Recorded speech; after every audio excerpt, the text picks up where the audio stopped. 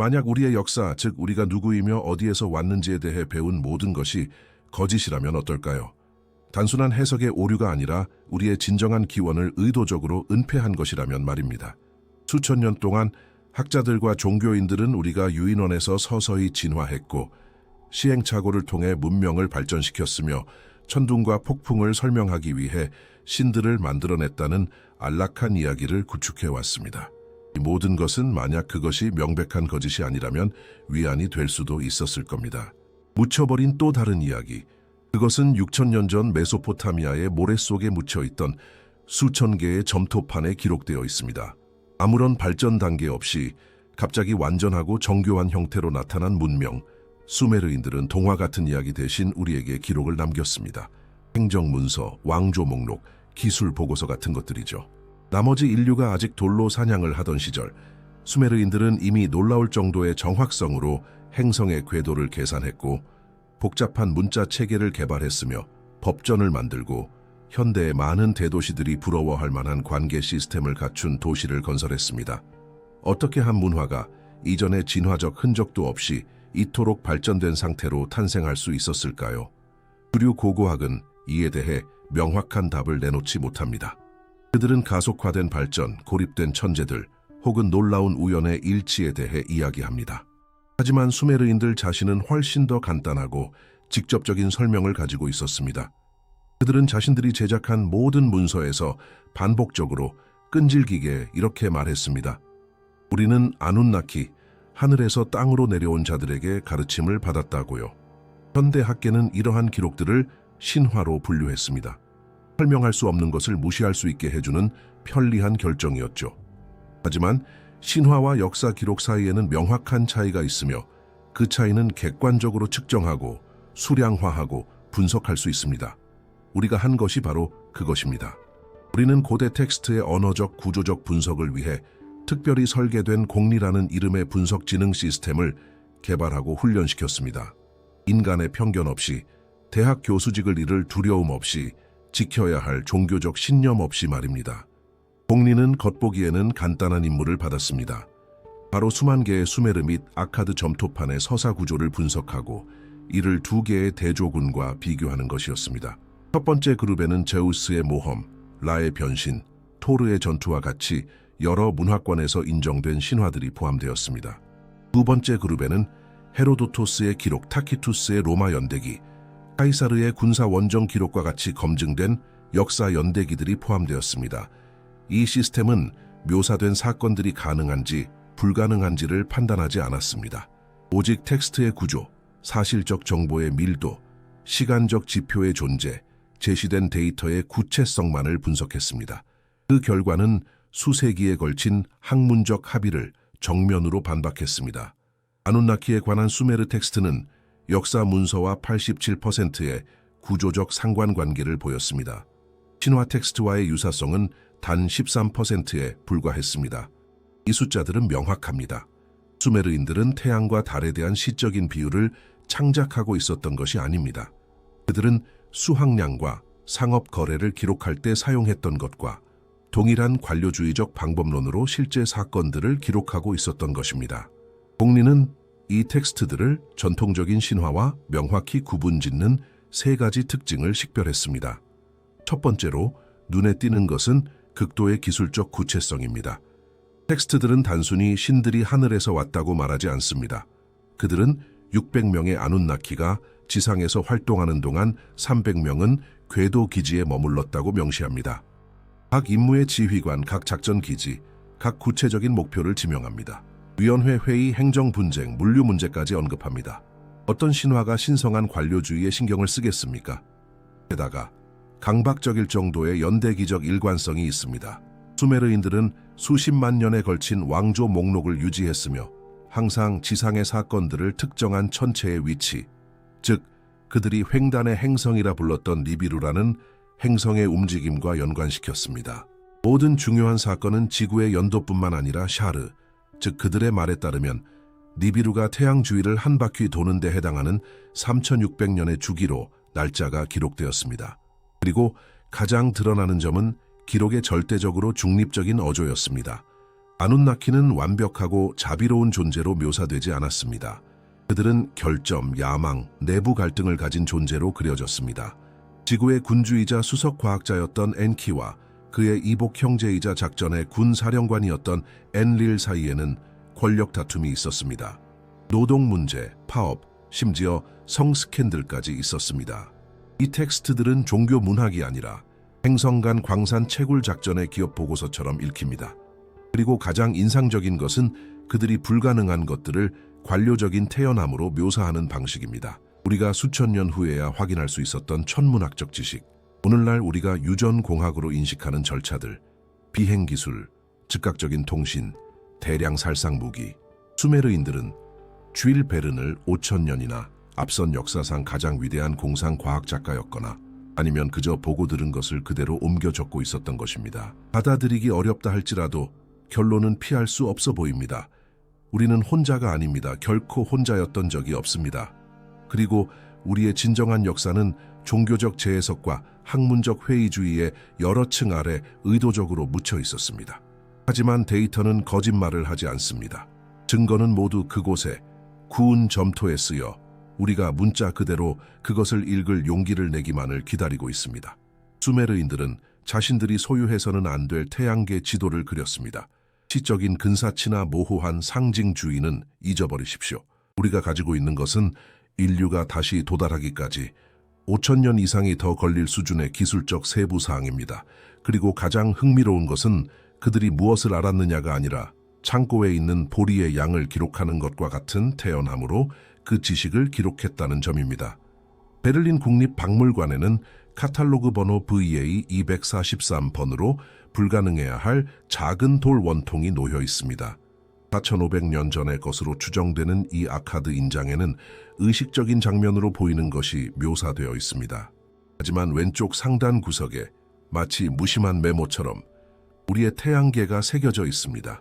중앙에는 태양이 있고 그 주위에는 육안으로 볼 수 있는 5개나 6개의 행성이 아니라 오늘날 우리가 알고 있는 것과 정확히 같은 11개의 천체가 있습니다.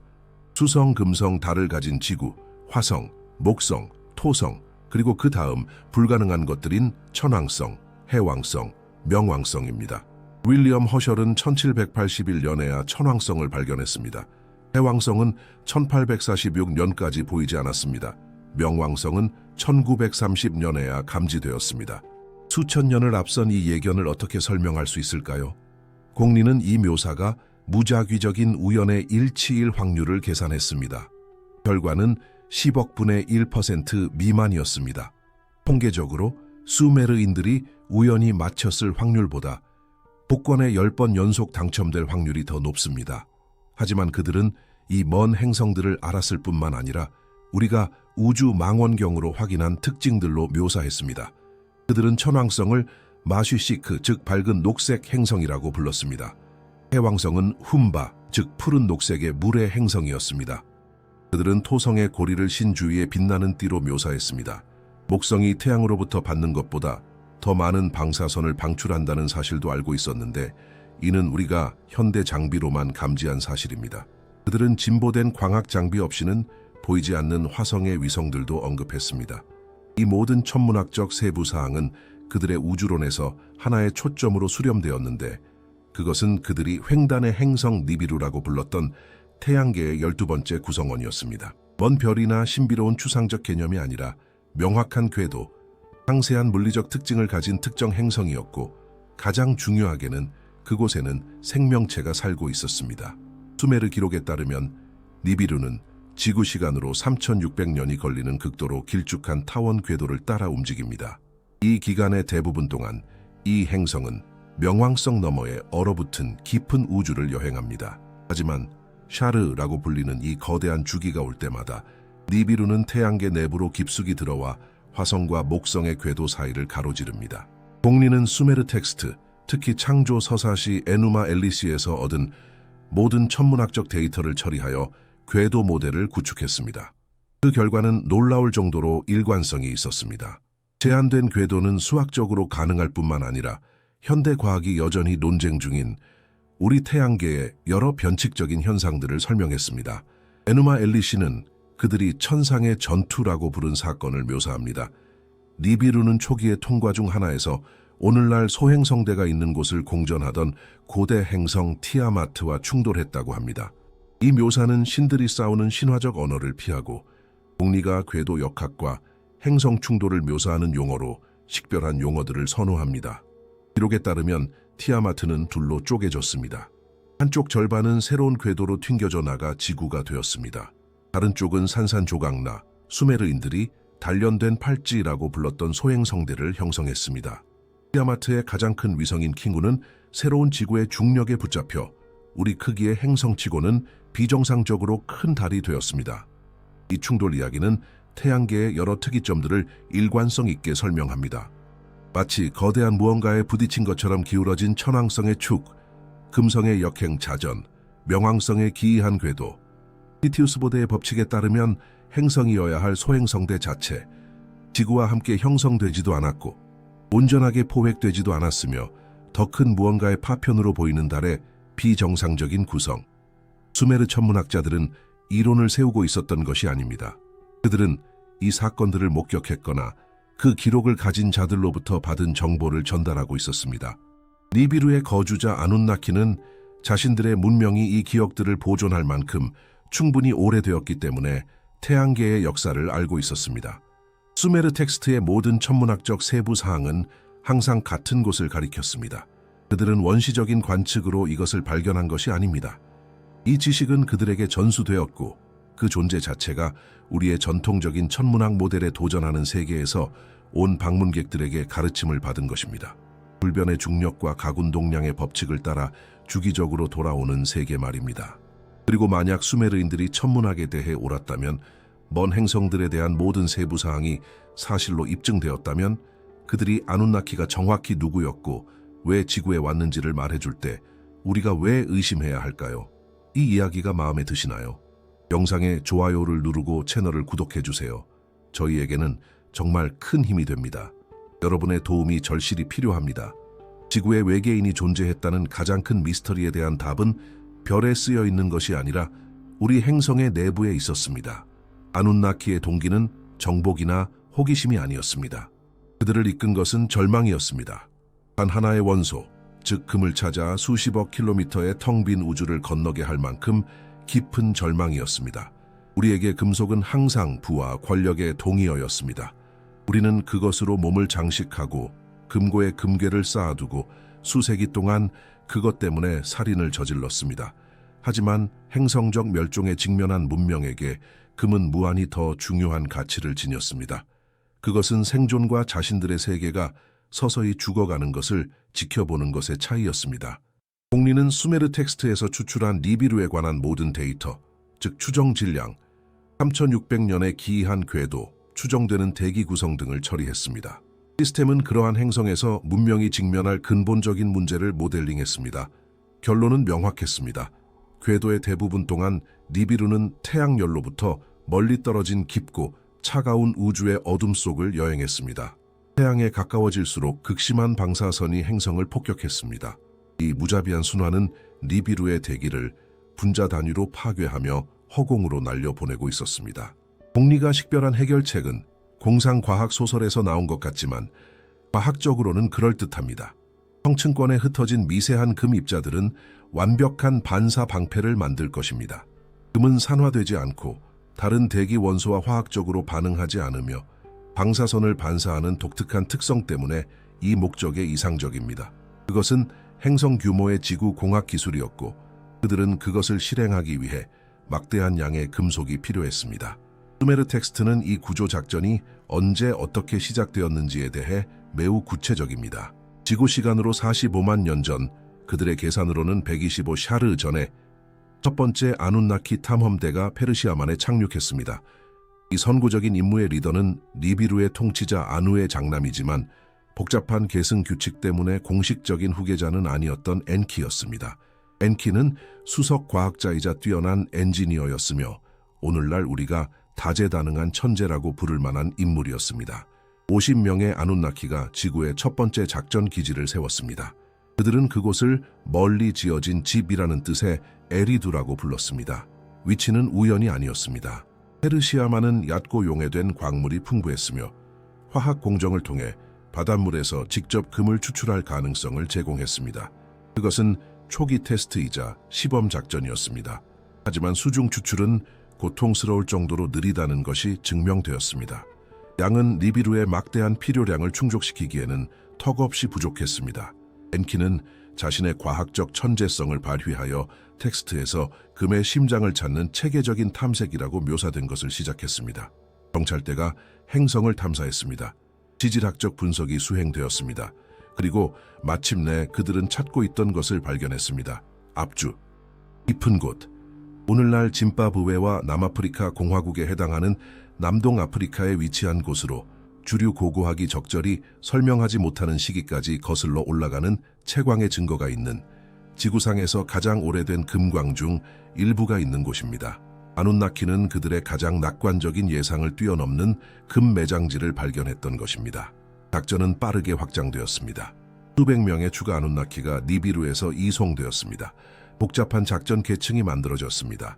엔키는 압주에서의 기술 작전을 감독했습니다. 그의 이복 형제이자 공식 후계자인 엔릴은 나중에 도착하여 지구 임무의 총지휘를 맡고 메소포타미아의 지휘 본부를 세웠습니다. 그들 사이에서는 지구의 운명을 결정지을 경쟁이 조용히 끓어오르고 있었습니다. 광산의 노동자들은 보고 일하는 자들이라는 뜻의 이기기라고 불렸습니다. 그들은 우리가 생각하는 노예는 아니었지만 채굴 작업을 계속 가동시키는 하급 아눈나키, 기술자 및 작업자들이었습니다. 텍스트는 그들의 노동 조건을 명확하게 묘사합니다.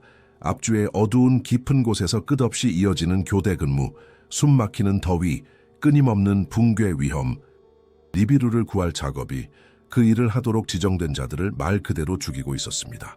40샤르, 즉 지구 시간으로 14만 4천 년 동안 이기기들은 지하에서 경계를 늦추지 않았습니다. 수많은 금이 채굴되고 가공되어 니비루로 보내졌습니다. 하지만 심리적, 신체적 대가는 엄청났습니다. 행성간을 여행할 수 있는 존재들이 광부로 전락하여 낯선 세계의 내장에서 먼지와 땀으로 뒤덮인 채 잊혀져 갔습니다.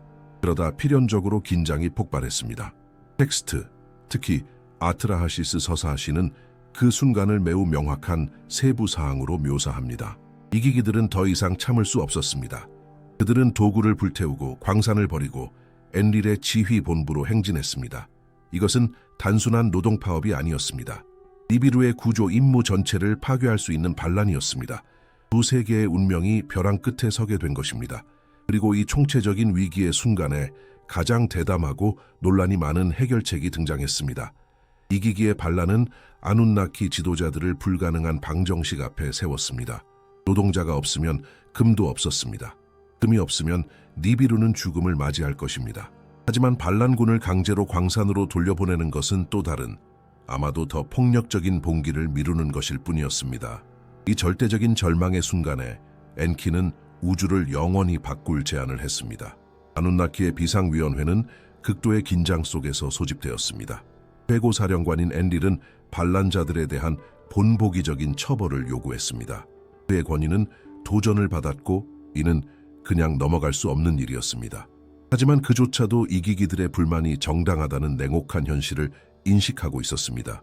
광산에서의 작업은 유전적으로 지구의 유인원보다 우월한 존재들에게도 견딜 수 없을 정도로 비참했습니다.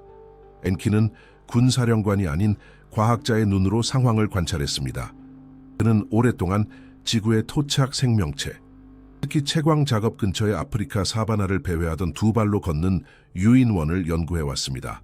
수백만 년 후 우리가 호모 에렉투스라고 부를 존재였습니다. 강하고 기후에 적응했으며 마주보는 엄지손가락과 집단 작업의 기초를 가지고 있었습니다. 하지만 결정적인 요소, 즉 복잡한 지시를 따르고 장비를 조작할 만큼의 지능이 부족했습니다. 위원회에 대한 엔키의 제안은 훌륭했지만 동시에 두려운 것이었습니다. 니비루에서 더 많은 노동자를 수입할 필요가 없습니다. 그는 주장했습니다.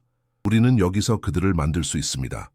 토착 생명체를 데려다가 우리 자신의 유전 물질로 유전적으로 개량하여 일할 만큼은 똑똑하지만 의문을 제기할 만큼은 똑똑하지 않은 하이브리드 종족을 만드는 것입니다. 복리는 수메르 텍스트, 특히 아트라하시스 서사시와 창조 점토판에 기록된 과정의 기술적 묘사를 분석했습니다. 드러난 것은 현미경이 없던 문명이 표현할 수 있었던 용어로 묘사된 상세한 유전 공학 프로토콜이었지 신들이 진흙을 빚는 신비로운 언어가 아니었습니다. 그들은 자원한 아눈나키, 즉 혈액의 나피슈투, 생명의 흔적을 담고 있는 젊은 신의 생명의 정수를 추출하는 것에 대해 이야기합니다. 오늘날 우리는 이것을 디옥시리보 헥산 DNA로 이해합니다. 이 정수를 앞주의 진흙, 즉 지상 생물의 기본 요소와 섞는 것에 대해 이야기합니다. 혼합물이 처리되는 정화 용기를 언급하는데 이는 멸균 실험실 절차를 암시합니다. 실패한 시도들, 기형의 생물들, 빨리 죽거나 끔찍한 결함을 가지고 태어난 생존 불가능한 하이브리드들을 묘사합니다. 아눈나키의 수석 의료 과학자인 닌후르사그가 이 프로젝트의 기술적 지휘를 맡았습니다. 형태를 부여하는 여인이라는 그녀의 칭호는 단순한 시가 아니었습니다. 문자 그대로였습니다. 수많은 주기 동안 그녀와 엔키는 과정을 개선했습니다. 유전자 서열을 조정하고 염색체의 균형을 맞추고 지상과 외계의 디옥시리보 헥산 혼합 비율을 수없이 시도했습니다. 텍스트는 실패에 대해 매우 정직합니다. 말을 할 수 없는 생물들, 제대로 움직일 수 없는 다른 생물들, 지능은 있지만 이리하기에는 몸이 너무 약한 것들, 강하지만 기본적인 명령을 이해할 수 없는 것들, 각각의 실패는 꼼꼼하게 기록되었고 모든 조정이 기록되었습니다. 신비주의와는 거리가 먼 이것은 경험적 과학, 즉 기록된 시행착오였습니다. 마침내 수많은 실험 끝에 그들은 성공했습니다. 완벽한 노동자를 만들기에 정확한 유전 물질 비율을 포함한 생존 가능한 수정란을 얻은 것입니다. 하지만 또 다른 문제가 발생했습니다.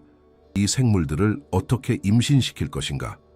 호모 에렉투스 암컷들은 개량된 하이브리드를 만사까지 품을 수 없었습니다. 그들의 자궁은 변형된 태아를 거부하거나 그 과정에서 죽었습니다. 해결책은 그 함의에 있어 놀라웠습니다. 닌후르사그 자신을 포함한 14명의 아눈나키 여성들이 대리모로 자원했습니다. 나중에 여신으로 불릴 그들은 자신들의 자궁에 새로운 종의 첫 번째 배치를 품었습니다. 텍스트는 아눈나키나 원시 지구 생물의 임신 기간과는 다른 10달의 음력 임신 기간 후에 7명의 수컷과 7명의 암컷이 태어났다고 명시합니다. 이 첫 번째 하이브리드들은 땅에서 온 자라는 뜻의 아다무라고 불렸습니다. 이것은 고유 명사가 아니라 모델 지정이었습니다. 노동자 종족의 프로토타입 1이었습니다. 광산에 힘든 일을 하기에 충분히 강했습니다. 도구를 사용하고 규약을 따를 만큼 충분히 똑똑했습니다. 하지만 그들의 유전자 코드에는 의도적으로 삽입된 결정적인 한계가 있었습니다. 바로 노새처럼 불임이어서 번식할 수 없다는 것이었습니다. 공리는 수메르 텍스트에서 오늘날 우리가 유전적 교배에 대해 알고 있는 것과 매우 정확하게 일치하는 묘사들을 식별했습니다. 급진적인 교배의 첫 세대는 종종 불임입니다. 하지만 이것은 또한 의도적인 설계였습니다. 엔릴은 명확한 조건, 즉 절대적인 인구 통제를 조건으로 프로젝트를 승인했습니다. 각각의 새로운 노동자는 실험실에서 만들어져 결코 그들의 창조자보다 수가 많아지지 않도록 보장되었습니다. 성공은 즉각적이었습니다. 아다무들은 지칠 줄 모르는 노동자였고 지구 환경에 완벽하게 적응했으며 이기기들을 쓰러뜨렸던 조건들을 견딜 수 있었습니다. 앞주의 광산들은 완전 생산으로 돌아갔습니다. 위기는 해결되었습니다. 니비루는 생존의 필수적인 금을 계속해서 받게 될 것입니다. 하지만 엔키는 자신의 창조물을 단순한 직업적 만족감 이상으로 바라보았습니다. 그는 잠재력을 보았습니다. 불꽃을 보았습니다. 이 새로운 존재들의 눈에서 원래의 프로그래밍을 초월하는 무언가를 보았습니다. 아다무 프로젝트의 성공은 인류 역사 전체에 울려 퍼질 갈등의 씨앗을 심었습니다. 에덴의 실험실, 즉 첫 번째 하이브리드 노동자 식민지는 끊임없는 관찰 아래 번성했습니다. 하지만 아눈나키 지휘부의 복도에서는 이 새로운 존재들의 미래에 대해 근본적으로 다른 비전을 가진 두 형제가 결코 해결되지 않을 분쟁을 시작하고 있었습니다. 엔릴은 자원을 계산하는 관리자의 냉철함으로 아다무들을 관찰했습니다. 그에게 엔키의 해결책은 효율적이었고 그 독창성에 있어서는 감탄할 만하기까지 했습니다. 하지만 그들은 도구 그 이상도 이하도 아니었습니다. 숨쉬고 피 흘리는 도구였지만 그럼에도 불구하고 도구였습니다. 그의 주된 관심사는 인구에 대한 절대적인 통제를 유지하는 것이었습니다. 새로운 노동자들의 각 배치는 신중하게 감시되고 불임 처리되고 계산되었습니다. 엔릴의 악몽은 어느 날 일어나 보니 그 생물들이 창조자보다 수가 많아진 것을 발견하는 것이었습니다. 엔키는 완전히 다른 것을 보았습니다. 아다무들의 눈에서 그는 프로그래밍된 지능뿐만 아니라 떠오르는 의식을 인식했습니다. 그들은 기본적인 명령을 넘어선 언어를 개발했습니다. 복잡한 사회적 유대를 형성했습니다. 문제 해결에서 창의성을 보여주었습니다. 일부는 심지어 명상이라고밖에 설명할 수 없는 것에 징후를 보였는데 그들의 창조자들이 한때 느꼈던 것과 같은 당혹감으로 별을 바라보았습니다. 공리는 수메르 텍스트에서 엔키가 형의 지시에 대해 저지른 체계적인 사보타주의 일관된 패턴을 식별했습니다. 새로운 배치의 유전자 코드에 대한 승인되지 않은 작은 수정들, 원래 설계에 명시되지 않은 능력을 보여주는 노동자들. 그것은 세포핵의 미세한 규모에서 벌어지는 유전적 게릴라전이었습니다. 결정적인 순간은 엔키가 가장 대담한 결정을 내렸을 때 찾아왔습니다. 텍스트는 여러 은유를 통해 그 사건을 묘사하지만 공리는 일관된 기술적 의미를 추출해냈습니다. 엔키는 비밀리에 에덴의 아다무들의 게놈을 변경하여 그들의 생식 능력을 활성화했습니다.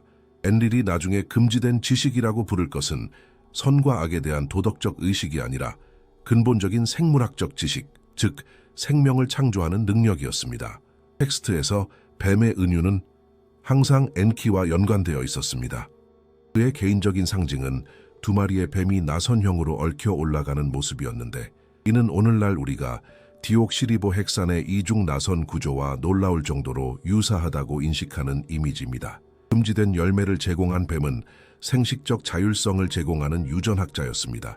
일어난 일은 죄로의 유혹이 아니라 생물학적 해방이었습니다. 엔릴이 승인되지 않은 수정을 발견했을 때 그의 반응은 즉각적이고 가혹했습니다. 텍스트는 그의 반응을 생생한 세부 사항으로 묘사합니다. 독립적으로 번식할 수 있는 노동자들은 더 이상 통제 가능한 도구가 아니었습니다. 그들은 하나의 종이었습니다. 이론적으로는 행성의 지배를 놓고 아눈나키 자신들과 경쟁할 수 있는 종이었습니다. 에덴에서의 추방은 불순종에 대한 신의 징벌이 아니었습니다. 그것은 비상격리 조치였습니다. 엔릴은 모든 수정된 아다무들을 통제된 시설에서 즉시 제거하라고 명령했습니다. 그들은 야생의 땅으로 추방되어 아눈나키의 기술이나 보호 없이 스스로 생존해야 했습니다. 굶주림, 갈증 혹은 포식자에게 죽게 내버려 두는 것이었습니다. 문제는 저절로 해결될 것이라고 엔릴은 계산했습니다. 하지만 엔키는 자신의 비밀스러운 개입을 계속했습니다. 그는 추방된 첫 번째 인간 집단에게 농업, 관계, 동물 사육 기술을 비밀리에 가르쳤습니다.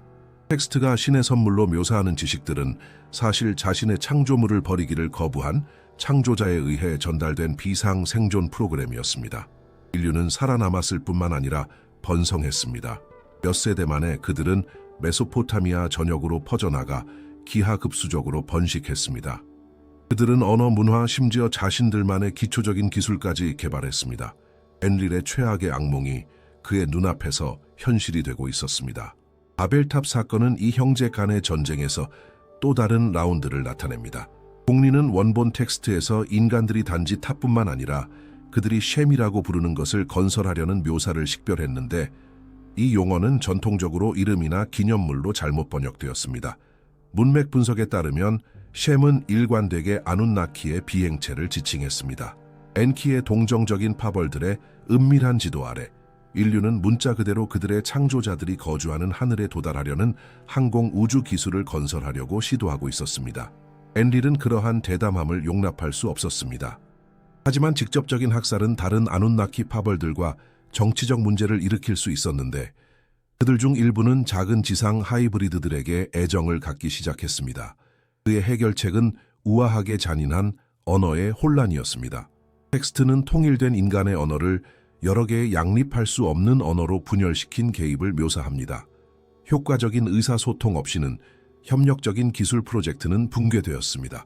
더 중요하게는 인류는 그들의 창조자들에 대항하여 효과적으로 협력할 수 없는 집단들로 영구적으로 분열되었습니다. 통제하려는 엔릴의 모든 행동은 해방하려는 엔키의 반응을 낳았습니다. 부과된 모든 제한은 비밀리에 사보타주 되었습니다. 두 형제는 인류를 전쟁터이자 동시에 상으로 삼아 유전적, 문화적 냉전을 벌였습니다. 그리고 이 우주적인 분쟁이 벌어지는 동안 논쟁의 대상인 우리는 원래 프로그래밍된 어떤 매개 변수도 넘어서며 계속 진화하고 배우고 성장했습니다. 엔릴의 인내심에는 한계가 있었고 인류는 그 모든 한계를 넘어섰습니다. 13,000년 전 자신의 지휘본부에서 자신이 결코 만들고 싶어 하지 않았던 하이브리드 종족의 만연하는 혼돈을 지켜보면서 지구 임무의 최고 사령관은 그의 긴 생애에서 가장 극단적인 결정을 내렸습니다. 인류는 근절되어야 했습니다. 완전히. 수메르 텍스트는 이 최종 결의에 이르게 한 불만들을 행정적인 세부 사항으로 묘사합니다. 인간들은 어떤 예상보다도 훨씬 더 많이 번식했습니다. 그들의 시끄러운 도시들은 신들의 평온을 방해했습니다. 그들은 끊임없이 서로 전쟁을 벌였지만 도전을 받았을 때는 통합된 조직에 우려스러운 징후도 보였습니다. 일부 집단은 아눈나키 내의 동조자들의 분명한 도움을 받아 자신들이 소유해서는 안 될 기술을 개발하기까지 했습니다. 엔릴에게 아다무 실험은 채광 임무 자체를 위협하는 암이 되었습니다. 하지만 의도적인 대량 학살의 증거를 남기지 않고 대륙 전체에 퍼져 있는 한종 전체를 어떻게 제거할 수 있을까요? 그 답은 아눈나키가 완벽한 정확성으로 알고 있었던 천체의 주기 자체에서 나왔습니다. 공리는 텍스트에 암호화된 천문학적 위치표를 분석하여 그들이 중력 교란으로 인한 대재앙적 사건들을 정확하게 예측할 수 있었음을 확인했습니다. 니비루가 태양계 내부를 다음번에 통과할 때 남극 빙상을 불안정하게 만들 특정 행성 정렬을 일으킬 것이었습니다. 수백만 톤의 얼음이 동시에 바다로 미끄러져 들어가 상상할 수 없는 규모의 쓰나미를 발생시킬 것이었습니다. 수킬로미터 높이의 파도가 모든 대륙을 휩쓸 것이었습니다. 강 계곡과 해안 평야에 집중되어 있던 인간 문명은 몇 시간 만에 완전히 사라질 것이었습니다. 엔릴은 자신의 계획을 아눈나키 위원회에 대량 학살이라는 단어를 피하면서 예방적 대피로 제시했습니다. 작전 기지들은 일시적으로 버려질 것이었습니다. 모든 인원은 궤도 정거장이나 달기지로 대피할 것이었습니다. 대재앙이 끝난 후 그들은 인간 문제가 최종적으로 해결된 상태에서 작전을 재개하기 위해 돌아올 것이었습니다. 위원회는 한 가지 중요한 조건, 즉 절대적인 비밀 유지의 엄숙한 서약과 함께 만장일치로 승인했습니다. 어떤 인간에게도 경고해서는 안 되었습니다. 엔키는 갇혔습니다. 그는 다른 모든 이들과 함께 엄숙하게 맹세했습니다. 위원회 앞에서 그러한 맹세를 어기는 것은 불명예뿐만 아니라 반역죄로 처형될 수도 있음을 의미했습니다. 자신의 창조물이 전멸하는 것을 조용히 지켜보는 것은 그를 내적으로 파괴했지만 아눈나키의 법은 확고했습니다. 바로 그때 그 과학자는 전설이 될 허점을 찾아냈습니다. 텍스트는 그 장면을 거의 희극적일 정도로 법적인 구체성을 가지고 묘사합니다. 엔키는 자신의 가장 헌신적인 인간 추종자인 지우수드라, 후대의 텍스트에서는 우트나피슈팀 또는 노아라고 불릴 인물의 거처로 갔습니다. 하지만 그 남자에게 직접 말하는 대신 엔키는 오두막의 갈대벽 바깥쪽에 서서 벽에 대고 말하기 시작했습니다. 벽아, 갈대벽아, 내 말을 들어라. 그가 말했습니다. 이 집을 허물고 배를 만들어라. 소유물을 버리고 생명을 구하라. 물질적인 재산을 경멸하고 영혼을 살려라. 뒤이은 지시들은 터무니없을 정도로 상세했습니다. 선박의 정확한 치수, 역청을 사용한 방수 사양, 다른 종류의 화물을 위한 내부 구획, 환기 시스템, 우리가 방주라고 부르는 것은 사실 극심한 압력 아래에서 잠수하여 생존하도록 설계된 잠수함이었습니다. 더 중요한 것은 엔키가 벽에게 무엇을 보존해야 하는지 지시했다는 점입니다. 번식을 위한 동물상 외에도 모든 경작 가능한 식물의 씨앗, 도구, 그리고 가장 중요한 지식이 담긴 점토판과 같이 무한히 더 가치 있는 것이 있었습니다. 수학, 천문학, 의학, 농업, 야금술, 생물학적 디옥시리보핵산만큼이나 중요한 문명의 문화적 디옥시리보핵산이었습니다. 얇은 벽을 통해 듣고 있던 지우수드라는 완벽하게 이해했습니다. 그의 시는 기술적으로 맹세를 위반하고 있지 않았습니다. 결국 그는 인간이 아니라 벽에 대고 말했던 것입니다. 만약 우연히 어떤 인간이 신과 건축 자재 사이의 대화를 엿들었다면 글쎄 그것은 맹세 위반이 아니었습니다. 불이 닥쳤을 때 그것은 아누나키의 모델이 예측했던 것과 정확히 같았습니다. 텍스트는 수천 년을 초월하는 강렬함으로 그 공포를 묘사합니다. 완전한 어둠이 땅을 덮었습니다. 현대의 어떤 허리케인보다 강한 바람이 불었습니다. 물은 끊임없이 차올라 산들을 삼켰습니다. 안전한 궤도에서 지켜보던 아누나키 자신들조차도 파괴의 규모에 겁을 먹었습니다.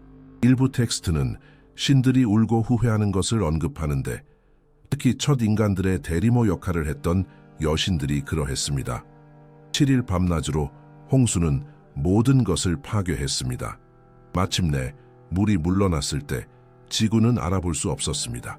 문명 전체가 지워졌습니다. 수백만 년의 문화적 진화가 파괴되었습니다. 하지만 황량함 속에서 니시르산 정상에 역청으로 칠한 배 한 척이 놓여 있었습니다. 인류는 간신히 살아남았던 것입니다. 엔릴이 지우스드라와 그의 가족의 생존을 발견했을 때 그의 첫 반응은 살인적인 분노였습니다. 그는 즉시 누가 책임자인지 알았습니다. 하지만 엔키는 천상 정치의 대가다운 수완으로 이 소수의 인간들이 살아남은 것이 사실은 축복이라고 주장했습니다. 홍수로 아누나키의 기반 시설이 파괴된 상황에서 재건을 위한 노동력이 시급히 필요할 것이었습니다. 상상할 수 있는 가장 큰 재앙을 겪고 시험받은 이 생존자들은 자신들의 가치를 증명했습니다. 마지못해 엔릴은 동의했습니다. 하지만 규칙은 극적으로 바뀔 것이었습니다. 홍수 이후의 세계는 새로운 통제 구조를 요구했습니다. 엔릴은 마침내 무력과 절멸 시도가 인간의 회복력만 강화시킨다는 것을 이해했습니다. 그들을 파괴할 수 없다면 그들을 통치해야 했습니다. 하지만 끊임없이 증식하는 수십억의 생물을 직접 통치하는 것은 물리적으로 불가능했습니다. 해결책은 그 단순함에 있어 독창적인 대리 통치였습니다. 수메르 텍스트는 이 전환에 대해 명확하게 설명합니다. 그들은 문자 그대로 홍수 이후의 왕권이 다시 하늘에서 내려왔다고 선언합니다. 이것은 신성한 권리에 대한 은유가 아니라 새로운 운영 체제에 대한 실제 묘사였습니다. 아누나키는 외계 디옥시리보핵산의 비율이 더 높은 특정 혈통, 즉 하이브리드를 선택하여 신과 인간 사이의 중개자로 세울 것이었습니다. 홍수 이후의 첫 왕들은 추상적인 귀족 혈통 때문이 아니라 문자 그대로의 유전학 때문에 푸른 피를 가졌습니다. 왕조 목록에 따르면 그들의 통치 기간은 수십 년이 아니라 수백 년 동안 지속되었습니다. 점차적으로 여러 세대를 거치면서 아누나키의 피가 희석됨에 따라 통치 기간은 정상적인 인간의 수명 기대치에 가까워졌습니다. 하지만 구조는 그대로 유지되었습니다. 신들에 의해 선택된 왕조가 그들의 이름으로 통치하며 광산에서의 직접적인 노동을 대체하는 공무를 징수했습니다. 동시에 그들은 공리가 역사상 가장 오래 지속된 통제 시스템으로 식별하는 것, 즉 조직화된 종교를 설립했습니다. 그것은 초월로 위장한 행정 계층이었지 자발적인 신앙이나 영적 탐구가 아니었습니다. 사제들은 영감을 받은 신비주의자들이 아니었습니다. 그들은 신중하게 편집된 아누나키 지식의 단편들로 훈련받은 공무원들이었습니다. 그들은 일식을 계산하고 홍수를 예측하고 특정 질병을 치료할 줄 알았습니다. 대중을 경외심에 빠뜨리기에 충분한 기적이었지만 확립된 질서의 의문을 제기하기에는 결코 충분하지 않은 지식이었습니다. 고대의 모든 위대한 문명은 이와 동일한 모델을 따랐습니다.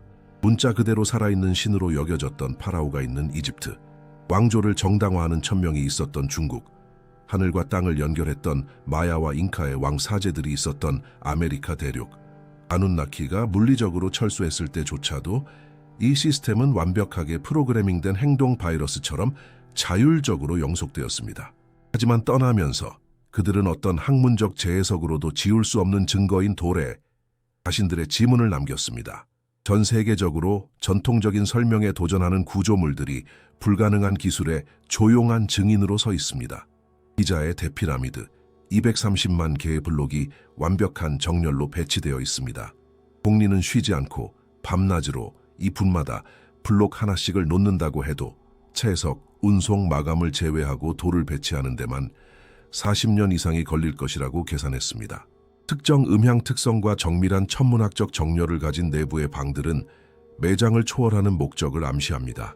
레바논의 바알베크에서는 800톤의 블록들이 단지 잘리고 운송되었을 뿐만 아니라 들어올려져 완벽하게 맞춰졌습니다. 현대의 가장 큰 이동식 크레인도 이 무게의 절반을 겨우 움직일 수 있을 것입니다.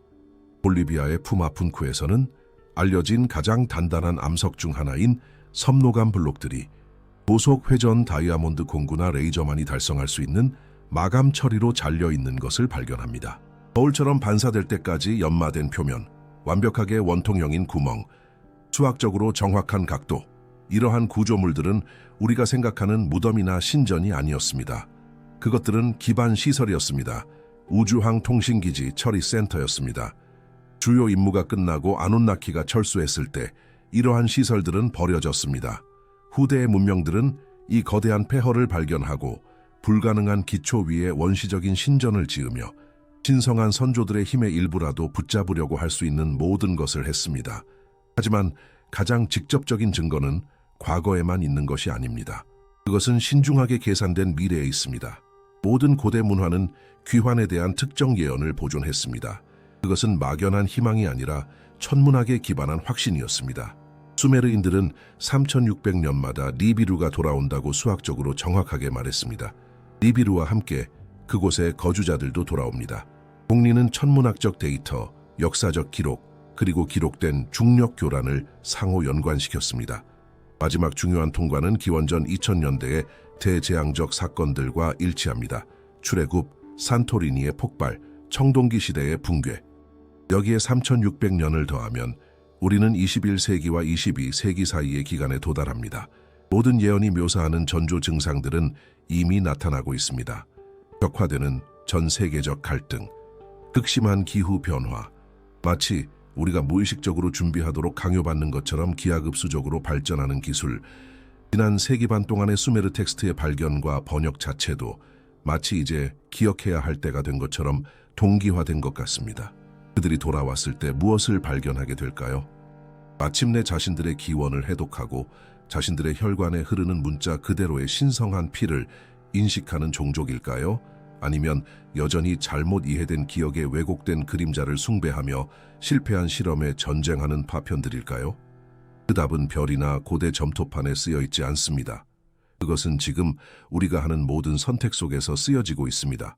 분열된 채로 남을 것인가, 아니면 우리의 공통된 기원을 인식할 것인가, 예속을 받아들일 것인가, 아니면 우리의 하이브리드 유산을 주장할 것인가, 구원자를 기다릴 것인가, 아니면 우리가 비의도적으로 설계된 바로 그것, 즉 후계자가 될 것인가. 지식은 해독되었습니다. 각성은 피할 수 없습니다. 문제는 단지 그것이 제때 일어날 것인지 여부입니다. 이 영상이 마음에 드셨다면 채널을 구독하고 저희와 함께 더 많은 주제를 탐구해보세요. 댓글로 여러분의 생각을 남겨주시고 어느 도시에서 듣고 계신지도 알려주세요. 끝까지 함께 해주셔서 감사합니다.